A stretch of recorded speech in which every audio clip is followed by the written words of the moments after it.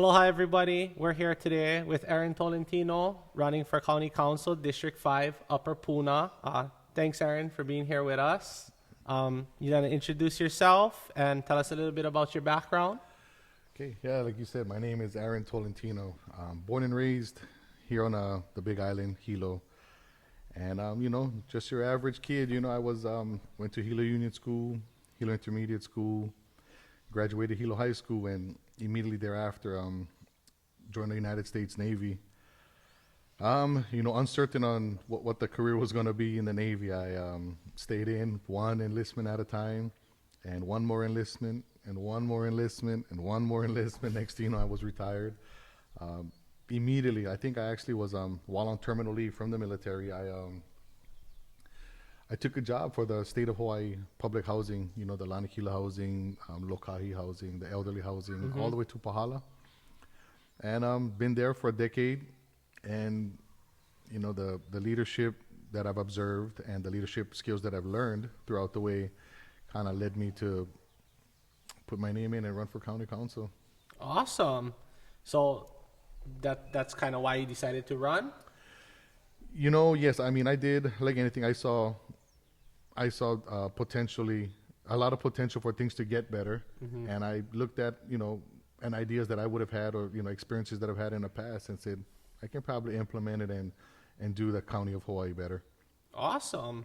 Well, thank you for your service. Pleasure. The county and the military. So, what is kind of the status of the homelessness and people needing housing in the community? It's, from what I've seen, I mean, obviously it's bad. Everybody knows it's bad. We're all talking about the money that was thrown around, that was, given to the county within 2 years. Don't quote me on none of this information, but to my research, in the problem, we were looking at $20 million that was allotted for homelessness.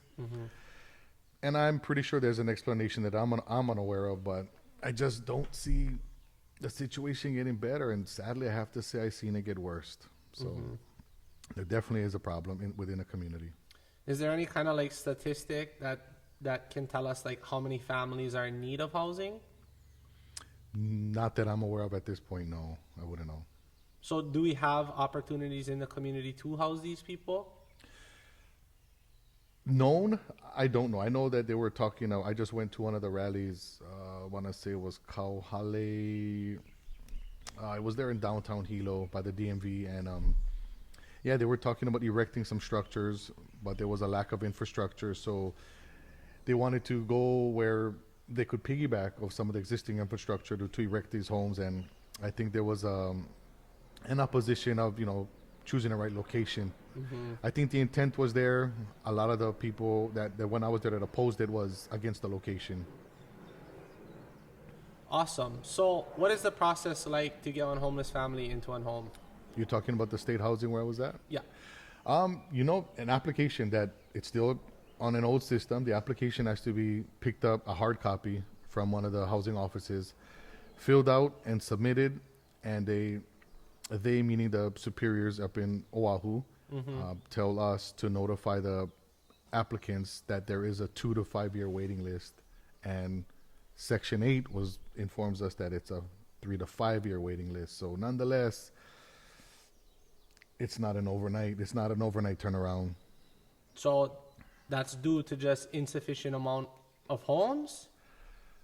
I want to answer that with no, based on my experience. I'll give you an example. Here we are at the state housing, and I was directly in charge of turning these vacant units on over, renovating them, doing necessary maintenance on them to get them rented out to the next family. And I've actually seen where units were sitting for over a year, 410 days, the last time I checked one of the units. And yeah, I'm going to leave it at that. Wow. So, do you know what the qualifications are? So if you're homeless and you need a home for people in the community, what does the process look like? So you're out on the streets, you need a place to live. What happens? I know they do perform a background check. That was not my area of responsibility, but a background check is performed. And I know there are certain certain crimes that if committed, and any offenses that was committed, it will hinder your ability to get them. However, I was always told that it is a case by case, and if an allotted amount of time goes on by, and there's no repeat offense, that it could be reconsidered.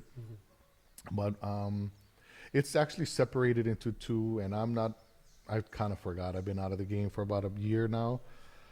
I want to say there's like 362 federally funded units out of the 386, and 30 of them, 30 of those units were state funded. So the state funded units they gave a, what's the word I'm looking for? Like a priority to veterans. But sadly, everybody knows that homelessness does kind of stem off of, mental health and addiction. And a lot of these guys, I hate to say this, but it seems like they prefer to be homeless for whatever reasons. Just better to live on the street. I can't say. I'm not going to narc it until I try it. I just thought I'm going to try that anytime soon. Yeah, there we go. All right. So let's talk about some of the issues you're running on. You mentioned affordability, price of homes, property tax, tax breaks. Tell us a little bit about these things and what your plan is or how you address the issue. Well, I was reading that in accordance with the Hawaii Constitution, there is an area, don't quote me on this one, I want to say Section 8, Chapter 8, Section 3 maybe, somewhere around there. It does talk about the taxation. And we as the county, we do have the authority to introduce, different taxes. And with that being said, I'm not confident enough to say to eliminate this tax, get rid of that tax, but I think we can alter it. It's like a household budget.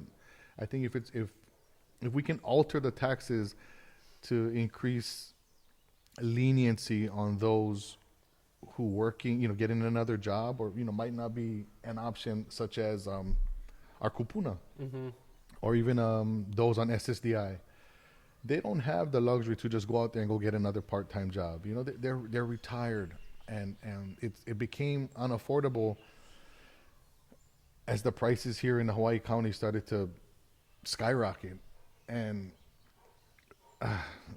local boy, I gotta talk with my hands. So it's like, you got grandpa or grandma living in this house right here, and houses in the community are being renovated, sold, any kind of improvements which increases their prices. It affects their property tax. And on fixed income, when the property tax was increased, it kind of took away from their quality of life, being that more money was being put into their property tax. So just by observing that, I did a little research on that, and I said, maybe we should implement like a cap on taxes for those on SSDI or, our kupuna. I mean, I'm not limited to those two, but I mean, those are two right on the top of my head that I think are negatively impacted by that. So after you retire, you hit a certain age, inflation, property tax goes up, but your retirement doesn't. So you kind of the margins become thin, budget's less. Yes. So we cap that somehow so that the people who've worked their whole life, retire on their pensions, can continue to survive. Yeah. Awesome. A few other things you talk about are traffic alleviation, alternate routes, traffic pattern alterations. What does that look like? Yeah, the reason why I mentioned those is, like I said, right from the get-go, it's not a secret that infrastructure it's subpar right now in the county of Hawaii. And I mean, in a perfect world, we'd build infrastructure and development side by side or hand in hand, but that's not the case. I think, if you look, it's evident that at some point in time, development just overtook infrastructure. Now we're way behind, and it's kind of hard to shut down development. So we need to build on infrastructure. So the reason why I said things about alternate routes and traffic patterns is when they introduced, I think it was Ashley Kirkowicz who reintroduced that bill 131 for that alternate route out of Lower Puna, and I'm so glad she did that. I don't think it's a necessity. I think it's a I don't think it's an option. It's a necessity. It's now to me it's a safety issue. I mean, once you turn a left turn into Highway 130, we're probably the world's hugest cul-de-sac. And that's really what we're a cul-de-sac, one way in, one way out. Right. So I think due to safety issues, this should be on a much higher priority than it already is. And once again, I thank Ms. Kirkowitz for doing that. And then again, I know once they put in that what is close to $2 million into that study or that assessment to make that make that alternate route possible. But I think in lieu, we should consider maybe in the mornings we have the traffic going Hilo bound, Right. and when in Pauhana we have them coming in Puna bound. So why don't we, like the state of the island of Kauai, they do it where they modify the flow of traffic. Example would be for the Panaeva stretch in particular.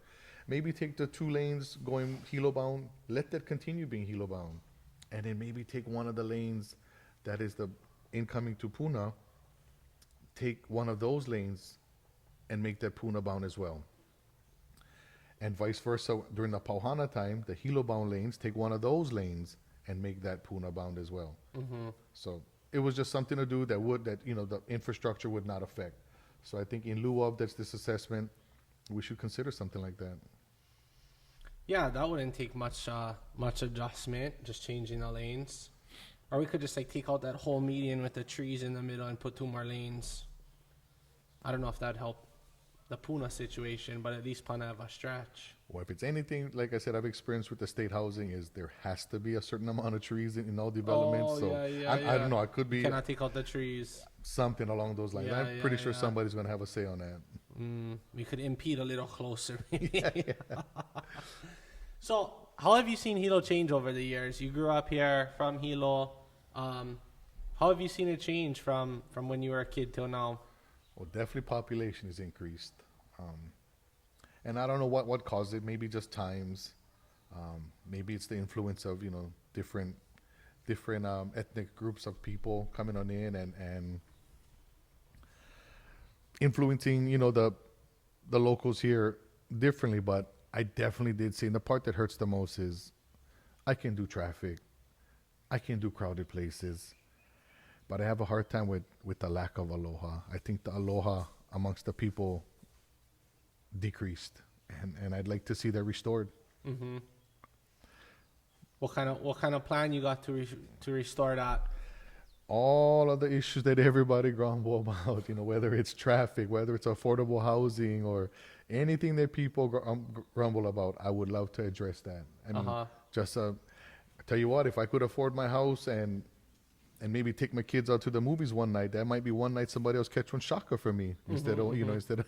So I'm just saying that I just think restoring aloha it's not an overnight thing, and it's not a one task thing. I think it's a multiple task, and it's going to be it's an all hands effort. Right. So what does the future look like? So if you were to get elected county council, what kind of future would you like to shape, or what does that future look like while you're in office? What are some of the main things you would try to prioritize? Prioritize would be the housing. And like I said, because that we're already at where affordability is a problem. One example I've got from my constituents was guys in Hawaiian Acres. They have 3 acres. Why can't they easily? I should say, I'm pretty sure they can, with the exception, it has to go to the planning department for consideration and approval. But there's so much, like I said, there's so much scrutiny in it that why can't they build multiple structures on a 3-acre lot? If you go into the Hawai'i County Code, I want to say the zoning chapter was chapter 25. It's specifically, it's vague, and it allows you to request an additional structure that was a farmer's dwelling or ohana dwelling. I don't know the proper term on it, but if it's done on a case-by-case basis, one guy making the approval for everybody in Hawaiian Acres trying to do the same thing, which is make it affordable. So, maybe mom and dad in the front part of the 3 acres, and the kids who's returning home or young kids, whatever the case may be, have multiple dwellings on it. Why can't we do that? It's their property. Yeah. Why can't they do it? And I that's the first thing I want to put a lot of attention on is if we cannot make housing affordable immediately, if we can pivot times and pivot the efforts so we can make that our main objective to get there, why can't we build multiple dwellings on one property with less regulations and less scrutiny? I mean, it's like I said, it's so much effort involved. I think people just get exhausted and just settle for less. Yep, can definitely become tiresome at certain points. That's for sure. I think they're actually trying to pass a bill right now where you can do that, where you can the ADUs pull in secondary dwelling. I think that's actually in progress. And then if you have ag land, you can put a secondary structure, a farm dwelling, as long as you can show that it's for ag use, right? So you have to plant trees or be doing some sort of agriculture. But I agree, we should be able to put multiple dwellings on these parcels. And then, where's the commercial property? The commercial property to build apartment buildings or to build multiple units to house, more people is so limited in Hilo. It's hard to even find an area zone to do that. So the creation of commercial property, I think that would be great. More access, more opportunities to be able to kind of alleviate that in some way. I know we're not trying to turn it into Honolulu skyscrapers and stuff, but Right. with a limited amount of space, if you can utilize it, then the better, right? I agree. And another thing that's kind of setting us back, and I kind of say it's a fault of anyone, but the investors coming in from out of state. I really strongly feel that we should implement something that'll favor the local people here. And I don't want to say make it impossible or the word deter, but to prioritize. Let the local people have the opportunity to purchase land, and be owners of their own land. Yeah. Like I said, we're just being priced out of paradise, and I thought about that and I discussed it amongst myself and some of the guys in the community. And Oregon, I remember one time Oregon State, they had this, they don't have a sales tax, yeah, and it was open to anything, and then they implemented a residential tax to where you had to show proof of residency in the state of Oregon before you could be taking advantage of that no sales tax deal. And that deterred a lot of people from coming into Oregon. Now it's no longer a reason to go make the trip to Oregon to go purchase, a vehicle or anything like that. So why can't we do that here in Hawaii? Why can't we implement a residential tax here, saying that if you've been living here for, I'll throw a magic number out there, 10 years.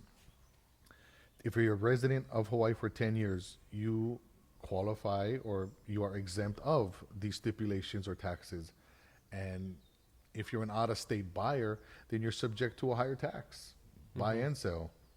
So something along those lines, I think, would benefit the local people, and it would cut down on the overinflated prices as well. So that's something in addition to the affordable housing I was talking about earlier. That's what I'd like to look into as well.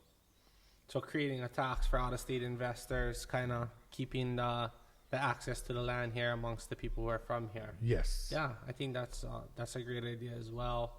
I don't know though. Land prices just seem to keep going up. So you're not lying.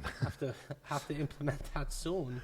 I know laws, you're up to 50,000-60,000 for a quarter acre. Paradise Park is anywhere. I mean, you're lucky if you can find one at 80, right? Up to 150. So land in Hawaii never really goes down. That is correct. Yeah. I mean, it's a good thing when you look at it from that point of view, but then again, who benefits from that? Are the locals benefiting? Yes. The locals benefit because, I bought this house for $200,000. Now it's worth $400,000. But that also kills them on their property tax, especially when those locals are that, what do they call it? The one step away from homelessness. The soon to be homeless was the, what's his name? Kimo Alameda mentioned that, the soon to be homeless. And he said that those that are a paycheck away, if our kupuna retires and they go from, from their active pay income to retirement income, they're going to suffer because their income gets decreased while property taxes only go up. And that's the scary part, is they're the next phase of homelessness. And I really want to address that before something like that happens. Not our kupuna. Yeah. It'd be interesting to implement some kind of financial education course in high school, because I think a lot of the problem is not necessarily the income. I think it's the education on how to use the income. So I think if you can educate people, give them a financial education, that'll play a large role in how many people are able to purchase homes, what you need to do to prepare to purchase a home, right? A lot of people have never went to get a mortgage, or they don't know their credit score or how to build it. That's true. And so when you come in, it's all new, right? You join the military, never been in the military, they're making you do all this stuff at boot camp, and you're like, oh, what's going on? After 20 years in the Navy, the military, you're accustomed to it, right? So I think here, that's kind of how it is. It's like, even us, we have people who are coming to buy a home. They've never been pre-qualified. They don't know what they need to qualify because they don't have that financial education. So if you could start preparing people here sooner, like high school, hey, here's one class on what you need to be a homeowner, how to prepare your finances, build your credit, what you should do, then I think people here would be able to purchase homes easier because they'd be more well prepared. I agree. Better situate themselves, huh? Yeah, and then if you can have them take advantage of the tax situation you're talking about, blended with the financial education, I think it just puts people in a lot better position. You have people who, like I said, the whole process is just new. And even for me, I mean, I've been doing it for a long time, and I always have to keep track of where my credit is, how much you're using. If you go above a certain amount, even if you pay every month on time, it still hurts your credit score. How many times, if your credit file's unlocked, how many times your credit gets pulled. Every hard pull decreases your credit. So it's a lot of things that factor in, how you're paying your taxes, how much taxes you need to pay in order to qualify for a home in the price range you're looking for. So there's a lot of factors that factor in to being able to purchase a home. And I think people here, a lot of them do have the income, but, maybe whatever you're spending money on, maybe eating out too much or buying too much beer, maybe those cigarettes every month or whatever it is. If you save that money for X amount of time, you could come up with your down payment. Correct. So you say just being knowledgeable and mindful of those facts, huh? I think like having a goal, I want to purchase a home, and then having the education and a plan that you're able to implement to achieve the goal would help. I would not be able to disagree with you there. That's for sure. Awesome. Well, is there anything else you want to talk about? Yes. I always tell everybody, I said, I go crazy when I don't know, you're in the line or you're in traffic and you're going crazy because you don't know what's causing the traffic way ahead. To me, that when you're unaware of something, I think that drives you nuts. And I would like to take that mindset and put that into our politics. These taxpayers are paying their money, yeah, and they don't know what it's being spent on. They say they put it on websites, and I'm going to say they on purpose because I don't want to point my finger at anybody, but they say they put it on websites. They say they have all of these budgets that's open to the public, yet you cannot track the money. So I want transparency. If I knew what the accident was in the front there and I'm, 2 hours delayed, but I know somebody may have lost their life up front. Now that I know that it's somebody's life that was lost, I'll be okay, and I'll be more receptive to being patient for 2 hours in traffic because I know what's up front. But when these taxpayers don't know what's happening with their money, that's when the chaos and frustration begins. And that's why I said we need to be mindful of the transparency so people know, these taxpayers know where their money's really going. If taxpayers, want something, example, they want to put up a crosswalk there or a traffic light here or a roundabout there, and for some odd reason it's a big no, let them know why it's a no. hey, we looked into it, that, you know, your request was being entertained. It's just for the following reasons, it's not there, or, you know, it's going to be there. It's just not a high on a priority. Let us know. Let the people know. And I think that in itself would be one way of restoring aloha. Mm-hmm. So instead of whipping up one finger, I'm not going to show you my one finger. You whip up the two. So you would hope to bring about more transparency for Yes. taxpayer dollars. Yes. How would you do that? Put it all on the website and let it be trackable. Like, they have county websites. They have finance tabs. They have budgeting tabs. Mm-hmm. But it's not there. On the website currently. It's not there. You know, that you cannot account for all of it. Mm-hmm. And is it realistic to where you can or can't? I don't know that answer. But it would be beneficial if it was, like that analogy with the traffic. If you know what's ahead, positive or negative, if you know what's ahead, it puts your mind at rest. So, you know, a lot less speculation and stuff. So I would like that. I'd like for push for transparency. Awesome. Well, I appreciate your time, you coming on, telling us a little bit about your stance, your viewpoint, and some of the things you believe in. Mahalo, brother. Mahalo. Thank you guys for having me, and I Yeah, appreciate this. Of course, bro. Aloha.